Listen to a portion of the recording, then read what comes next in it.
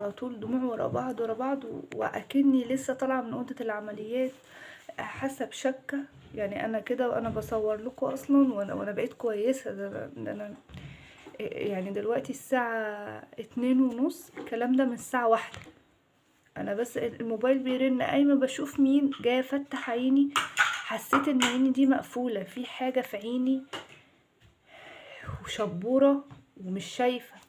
والمشكله بقى يعني الحمد لله الحمد لله ان العين ديت هي اللي اساسا اللي كنت بشوف بيها، لكن انا كان عندي عين ضعيفه خالص، يعني حاجه بسيطه اللي كنت بشوف بيها، والعين التانية اللي هي ديت هي اللي كنت بشوف فيها. فالمشكله ان انا لما صحيت من النوم لقيت العين دي، فاكني انا مش شايفه، يعني انا شايفه ايه، يعني شبوره وفي نفس الوقت مزغلله، وفي نفس الوقت مش عارفه افتح عيني، ببص في المرايه مش عارفه افتح عيني. دي كانت لونها احمر.